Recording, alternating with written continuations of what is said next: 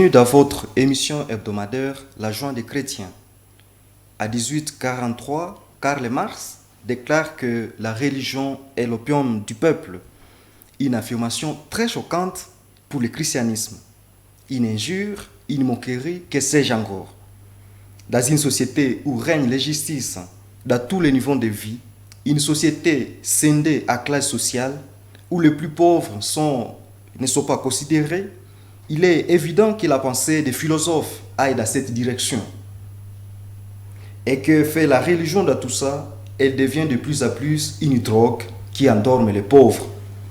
Comment interpréter cette affirmation dans notre société où la chrétienté règne? Quel défi pour le christianisme aujourd'hui? Des questions que nous poserons ou qui feront un ensemble dans notre numéro de cette semaine avec l'abbé Kamate Baïniangelus. Bonjour, monsieur l'abbé. Bonjour. Karl Marx réfute la religion est l'opium du peuple. Que pouvons-nous comprendre par cela? La foi chrétienne est souvent appelée l'opium du peuple ou l'opium des masses par ses adversaires. Cette expression est souvent employée pour la dénigrer sans l'examiner plus à profondeur, même afin de la réfuter. Cette formule est clairement exprimée, comme vous l'avez dit, par Karl Marx, qui est né en 1818 à Trèves et mort en 1883 à Londres. Et cela, c'est dans son livre Critique de la philosophie du droit de Hegel, publié en 1843. Alors, le contexte de Karl Marx pour parvenir à dire que la religion est l'opium du peuple. La religion est l'opium du peuple. De façon plus générale, Marx a considéré que l'histoire était essentiellement basée sur la lutte de classe. De l'esclavage antique, en Antiquité, il y avait des patrons et des esclaves. Nous sommes médiévales, l'époque médiévale, il y avait des propriétaires et des serfs. La condition ouvrière du 19e siècle, il y avait des bourgeois et des prolétaires. Et c'est l'époque qui a vu naître Karl Marx. Il y a aussi ce que nous appelons l'opposition entre dominant et dominé, exploiteur et exploité. Et cela, on peut le voir aujourd'hui. Voilà ce qui peut être l'enjeu central des grands conflits. Et dans ce contexte, Marx a envisagé la religion de la manière suivante. Pour lui, la religion constituait une illusion qui incitait les dominés à accepter leur sort. Donc, les prolétaires à accepter leur sort, à conforter le pouvoir des dominants. Au lieu de considérer les injustices et les inégalités comme liées à un système social profitant aux dominés, système créé par des hommes et que par conséquent d'autres hommes pourraient un jour changer, les défenseurs de la religion identifient ce système à l'ordre divin. Donc c'est Dieu qui a voulu que cela soit ainsi, qu'on soit pauvre, qu'on meure pauvre, qu'on grandisse pauvre. Marx a conclu que la religion était l'opium du peuple. Alors, dans ce contexte comme celui-ci, quand on revient dans l'histoire, on voit qu'il y avait même dans l'église, il y avait les hauts clergés, les bas clergés. Est-ce que tout cela ne ferait pas problème pour lui? Est-ce que ça ne pourrait pas l'énerver? Possiblement, mais nous allons nous atteler plus sur ce qui se vit dans la société. On laisse la question du haut clergé et du bas clergé.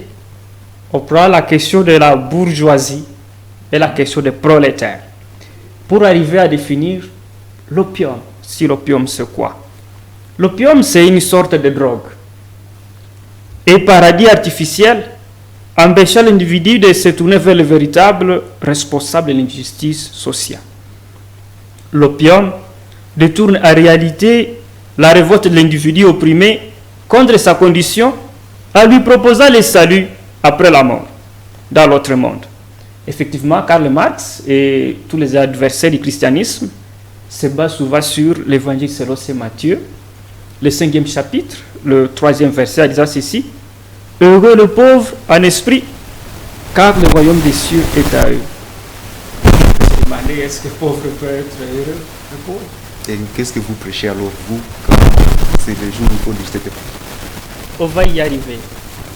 On va y arriver.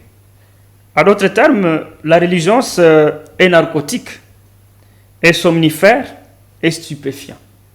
administrée au peuple par les puissants pour que le peuple puisse supporter sa misère. Qu'est-ce qu'on entend par peuple?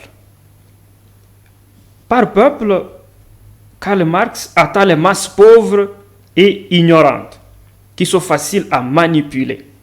Voilà ce qu'on peut définir comme peuple. Et depuis Marx, cette accusation a été reprise par beaucoup d'athées. Bien plus, à ces reproches, tous ces athées ajoutent les raisons qui les poussent à ne pas croire à Dieu et à ne pas faire confiance à la religion. Donc il y a d'autres raisons que les athées poussent pour ne pas croire à Dieu et ne pas faire confiance à la religion. Est-ce que maintenant c'est bon, s'ils peuvent atteindre toutes ces affirmations, moi c'est la question qu'on se poserait, mais à quoi ça servirait même de croire à Dieu ou à la religion? Avant de répondre à cette question, il faudrait d'abord donner toutes ces raisons-là. Ok, allez-y. La première raison qui peut pousser les hommes ou les athées à ne pas croire à Dieu, c'est le problème du mal. Le mal dans le monde. Le mal est visible partout. Et il y a trois sortes de maux. Il y a le mal ontologique, il y a le mal moral et le mal physique. Le mal ontologique, c'est quoi? C'est le mal qui est lié au fait que nous sommes finis. Nous sommes limités dans le temps et dans l'espace. Un exemple concret, à l'homme, il n'est pas donné les dons de la bilocation. On ne peut pas être ici et au même moment être dans un autre endroit. Si on est dans un endroit, on est limité dans cet endroit-là. À moins qu'on ait des pouvoirs peut-être surnaturels ou des dons que Dieu a confiés à des saints. Comme Padre Pio. Comme Padre Pio. Ça, c'est un don spécial. Mais pour nous, comme mal ontologique, nous sommes limités. Il y a aussi un autre mal, c'est le mal moral. Le mal moral, c'est lié au péché. Voilà, c'est ça le mal moral. Donc, on a fait les 10 commandements de Dieu. Et les athées ne peuvent pas comprendre comment quelqu'un qui se dit chrétien, il arrive à freindre les 10 commandements et chanter partout que Dieu existe ou la religion l'aide. À quoi la religion l'aide? Il y a aussi le mal physique, c'est lié à la blessure du corps. On a une plaie, même la mort, tout ça, nous rangeons tout cela dans le mal physique.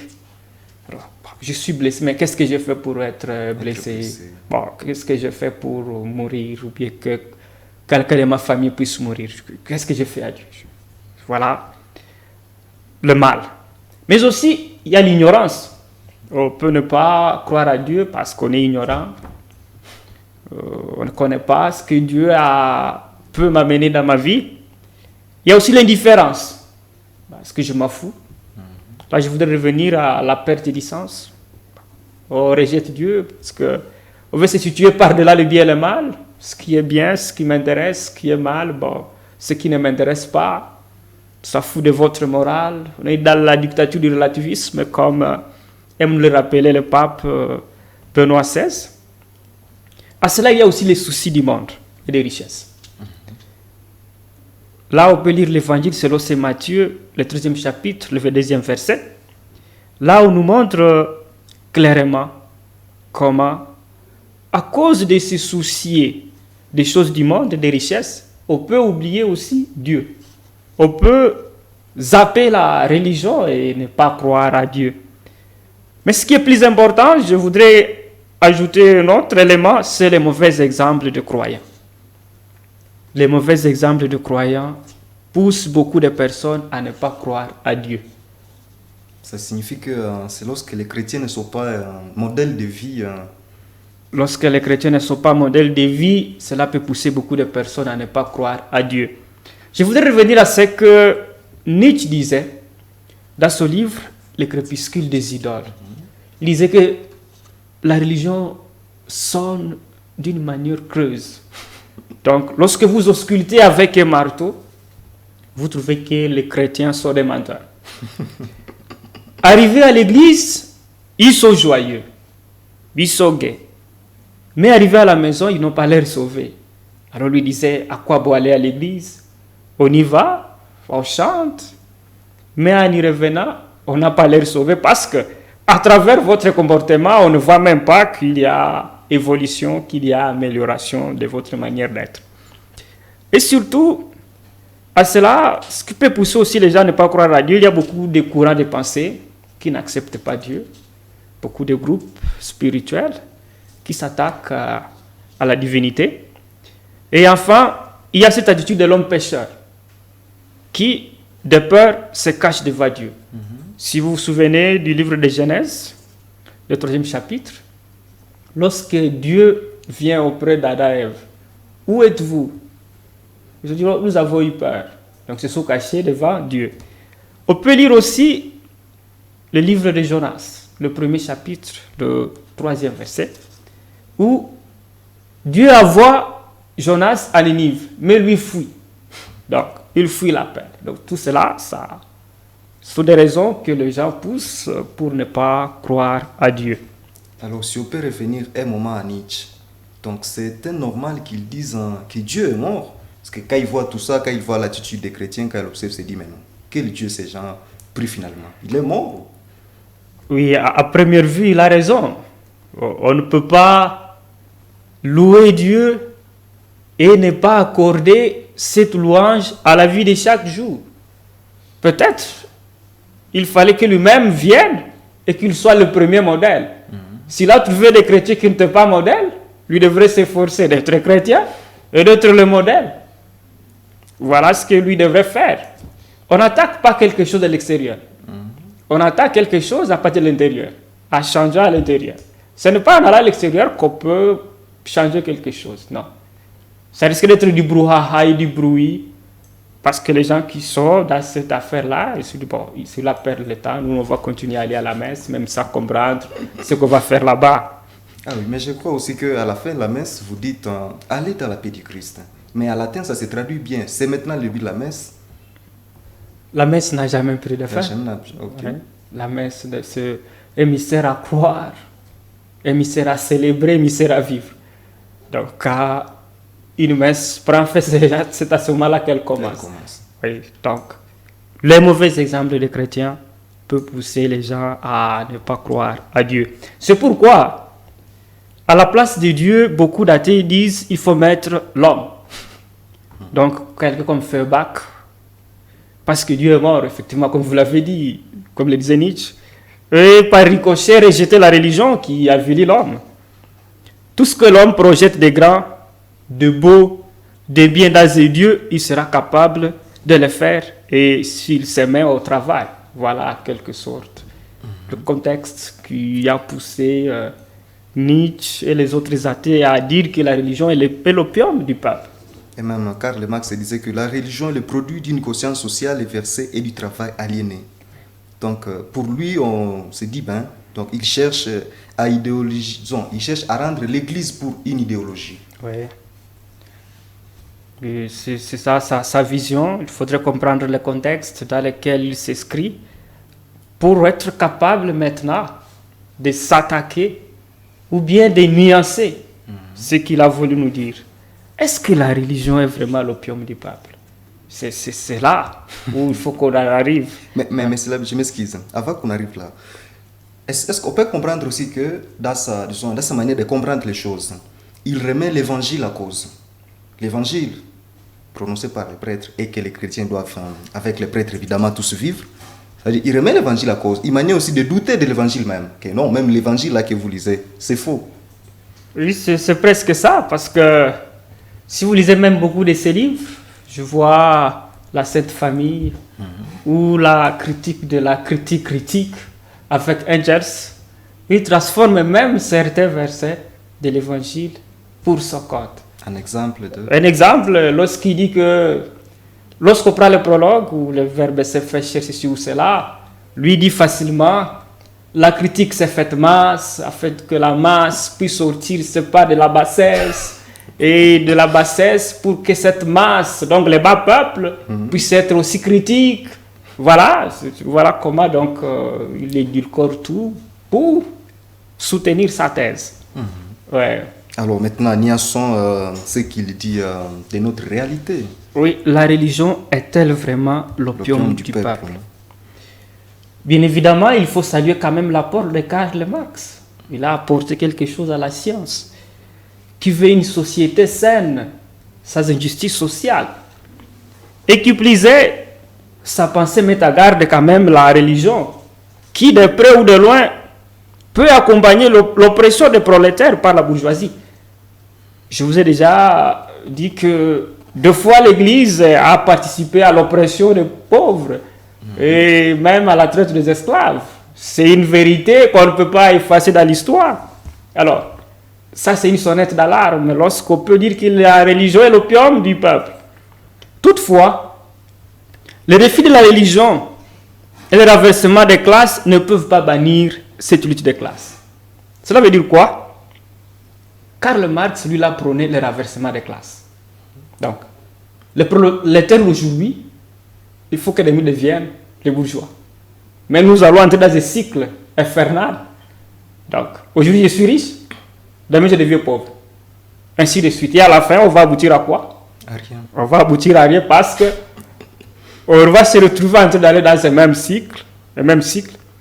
Et la situation peut continuer jusqu'à tourner à rond.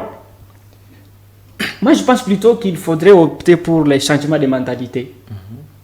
En mettant en avant le droit et le devoir des ouvriers. Mais, excusez-moi, Slabé. Revenons, essayons de rendre ce texte dans notre contexte. Ouais. Prenons un exemple que les gens peuvent comprendre facilement. Chez nous, en ville. Chez nous, à ville, la bourgeoisie, les commerçants. Les prolétaires, c'est sous les ouvriers. Il faudrait demander aux ouvriers comment ils sont payés ici chez nous à Butembo. Il faudrait demander aux bourgeois, comme nous appelons les boss, dans notre langage du milieu, comment ils traitent leurs ouvriers. On ne peut pas entrer dans ce débat-là, nous ne sommes pas l'INCC ici. Mais c'est une sonnette d'alarme. Et pourtant, et les bourgeois et les prolétaires, tout souvent sont nos premiers chrétiens. Donc c'est pourquoi j'ai dit, le mauvais exemple de croyants peut amener les gens à affirmer que la religion est l'opium du peuple, ou bien que Dieu n'existe pas. Je voulais dire ceci, il faut plutôt opter pour le changement des mentalités, en mettant en avant le droit et le devoir des ouvriers. Il faut que l'ouvrier puisse connaître son devoir et le droit.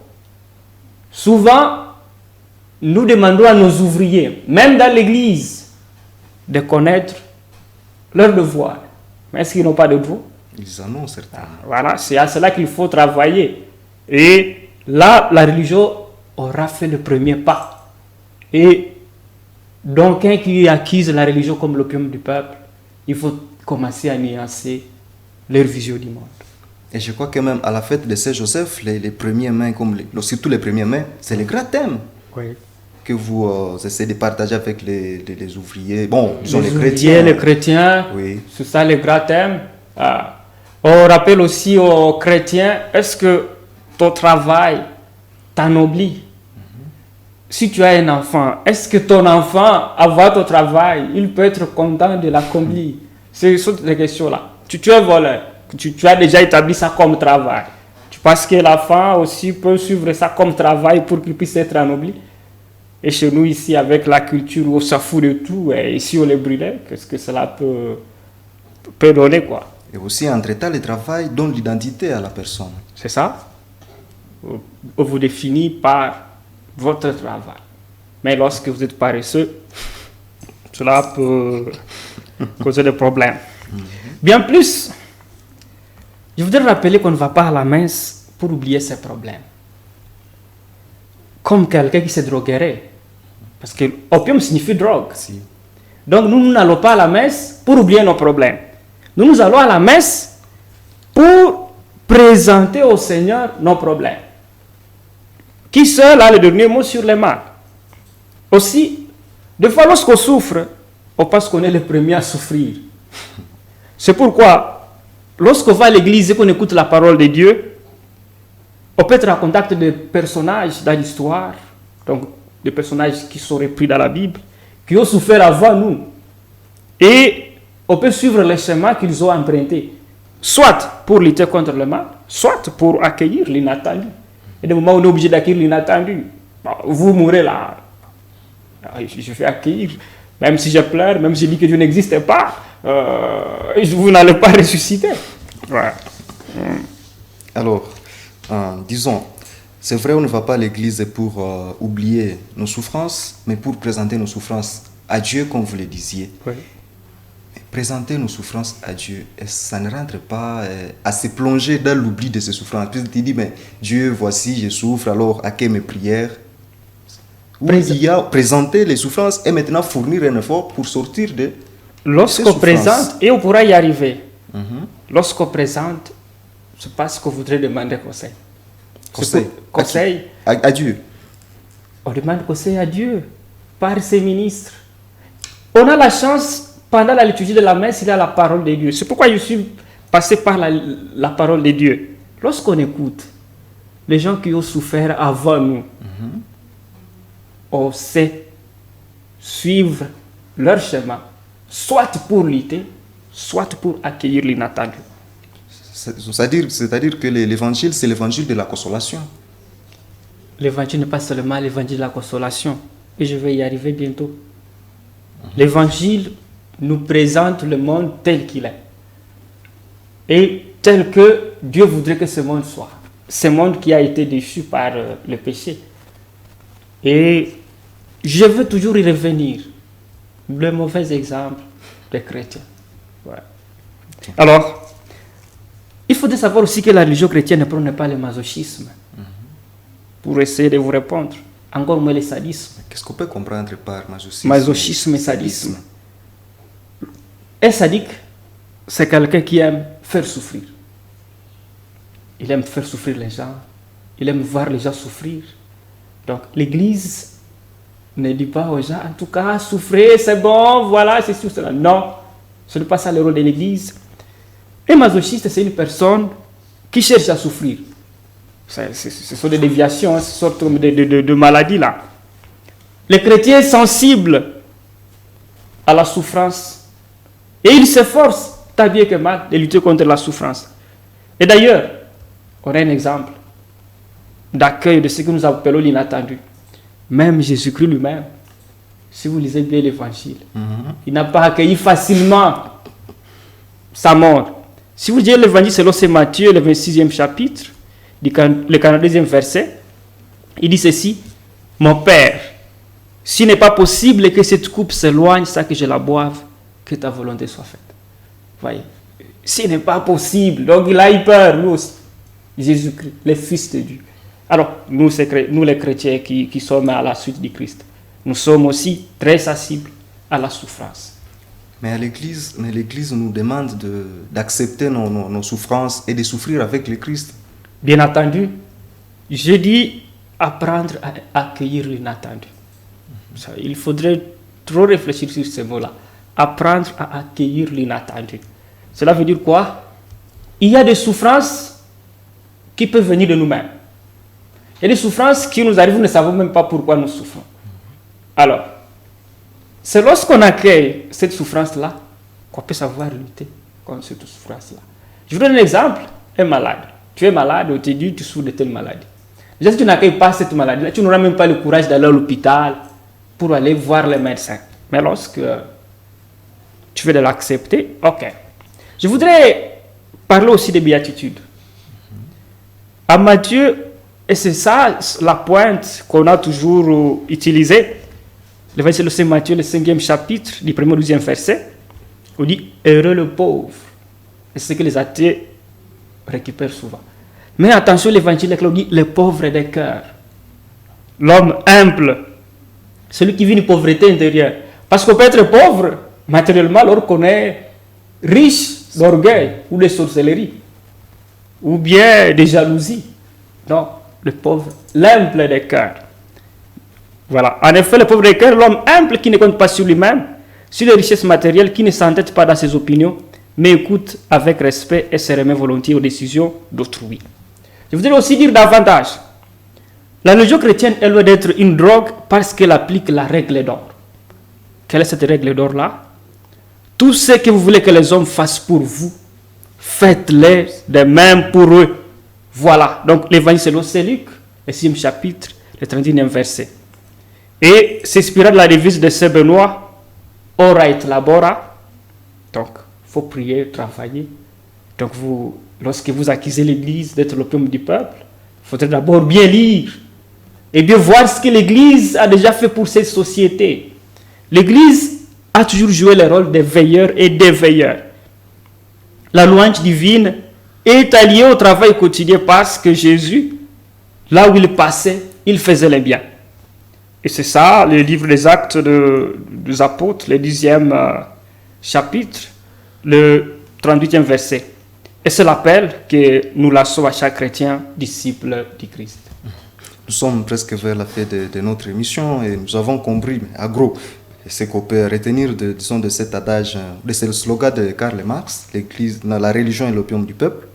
Mais une dernière exhortation pour les téléspectateurs, qu'est-ce que vous leur demandez finalement quand il y aura toujours des discussions sur ces slogans, comment faut-il se défendre? Peut-être en émo. Je voudrais d'abord tacler les athées. Depuis qu'ils ont commencé à rejeter l'existence de Dieu, ils peuvent me dire si la religion continue encore d'exister. La religion continue encore d'exister. Parce que nous voyons déjà que la religion joue son rôle pour le bien de la société. Voilà ce que je peux dire. Mais aussi, je voudrais leur rappeler et rappeler aux téléspectateurs le pari de Blaise Pascal. Donc, si ici il y a question de peser les gains et la perte, apprenant choix pour Dieu, estimons ces deux cas. Si vous gagnez, donc en disant que Dieu existe, que la religion est nécessaire, vous allez gagner tout. Mais si vous perdez, vous n'allez pas perdre quelque chose. Cela veut dire quoi? Si vous acceptez que Dieu existe, vous allez bien vivre, vous allez appliquer la règle d'or, vous allez passer partout à faire ça, les biens. Mais si par exemple, vous dites que Dieu n'existe pas, et que par hasard, lorsque vous allez mourir, on vous montre qu'il existe, vous allez tout perdre. Merci bien, M. Slavi. Merci. Merci beaucoup, chers téléspectateurs, de nous avoir suivis. Merci pour votre fidélité. Merci beaucoup aux réalisateurs de cette émission. Rendez-vous la semaine prochaine pour un prochain rendez-vous, pour un nouveau numéro. Merci bien, M. Slavi, et au revoir. Merci.